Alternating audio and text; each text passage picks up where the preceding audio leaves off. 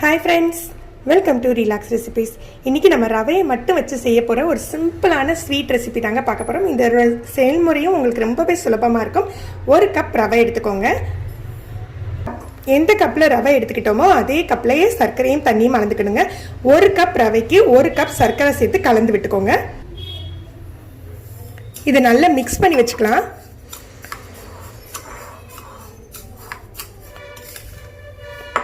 இதை நல்லா மிக்ஸ் பண்ணிட்டு ஒரு கப் தண்ணி எடுத்து நல்லா கொதிக்க வச்சுக்கோங்க.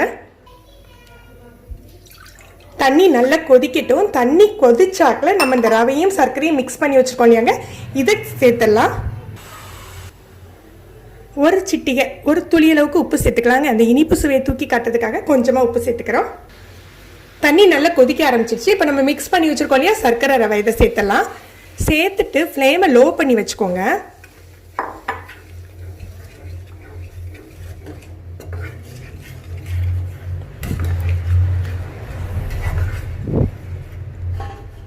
ஃப்ளேமை லோ பண்ணிவிட்டு இதை மூடி வச்சிடலாம். அப்படியே அந்த ரவை அதில் நல்லா வேகட்டும். ஒரு 5 நிமிஷம் கழித்து ஓப்பன் பண்ணி பாருங்க. நல்லா கட்டி ஆயிடுச்சுன்னா நம்ம நிறுத்திடலாம். இல்லது கூட ஒரு 2 நிமிஷம் மூடி போட்டு வேக வச்சுக்கோங்க. இப்போ ஒரு 7 நிமிஷம் ஆயிருக்கு, நம்ம பார்க்கலாம். பாருங்கள் நல்லா கட்டியாக ஆரம்பிச்சிச்சு. ஃப்ளேம் லோவில் இருந்ததுனால உங்களுக்கு அடியெல்லாம் பிடிக்காதுங்க. இதை நல்லா இப்படி சுற்றி விட்டுக்கலாம். அதாவது கொஞ்சம் கூட ஈரப்பசை இல்லாத வரைக்கும் நம்ம கிண்டி இறக்கிடலாங்க.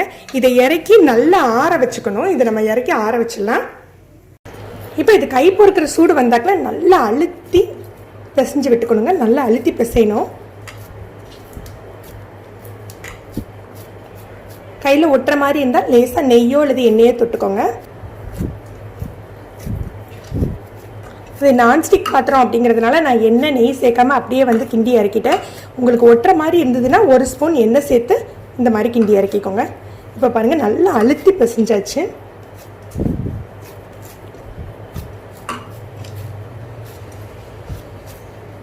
இப்போ அது லேசாக எண்ணெய் தடவிட்டு சின்ன சின்ன உருண்டைகளாக உருட்டி இந்த மாதிரி சேவ் பண்ணிக்கோங்க. உங்களுக்கு எந்த சைஸில் வேணுமோ அந்த மாதிரி சேவ் பண்ணி எடுத்து வச்சுக்கலாம். இப்படி இது எல்லாத்தையுமே செஞ்சு வச்சிடலாம். இந்த மாதிரி எல்லாத்தையும் பிடிச்சி வச்சாச்சுங்க. உங்களுக்கு எந்த ஷேப் விருப்பமோ அந்த மாதிரி பண்ணிக்கோங்க. இப்போ நம்ம எண்ணெயை காய வச்சு பொரிச்சிடலாம். இதை எப்படி பொரிக்கலான்னு காட்டுறேன். எண்ணெய் நல்லா சூடாயிடுச்சு. இப்போ மீடியம் ஃப்ளேமில் வச்சுக்கலாம். மீடியம் ஃப்ளேமில் வச்சு நம்ம பொரிச்சு எடுத்துடலாங்க.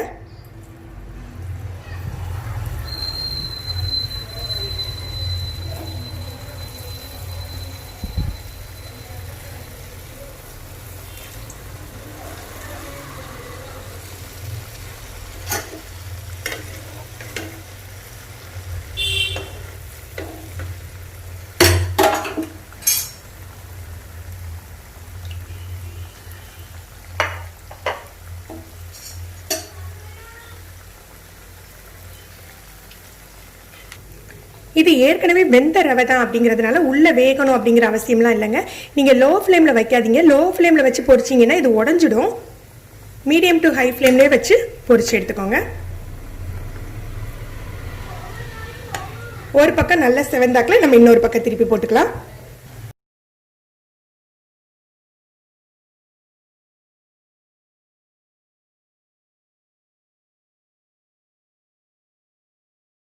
இந்த மாதிரி நல்லா 2 பக்கமும் ஒரு முறைன்னு பொரிஞ்சாக்கில் நம்ம எடுத்து வச்சிடலாம்.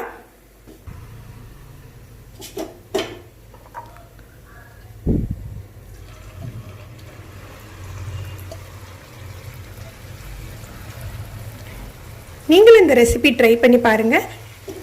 இந்த வீடியோ பற்றி கமெண்ட் பண்ணுங்கள். இந்த வீடியோவை மறக்காமல் லைக் அண்ட் ஷேர் பண்ணுங்கள். இது வரைக்கும் நம்ம சேனலை சப்ஸ்கிரைப் பண்ணாதுங்க, சப்ஸ்கிரைப் பண்ணி கீழே உள்ள பெல் பட்டனை ப்ரெஸ் பண்ணுங்கள். அப்போ தான் நம்ம சேனலில் போடுற புது புது வீடியோக்களோட நோட்டிஃபிகேஷன் உங்களுக்கு இமீடியட்டாக கிடைக்கும்.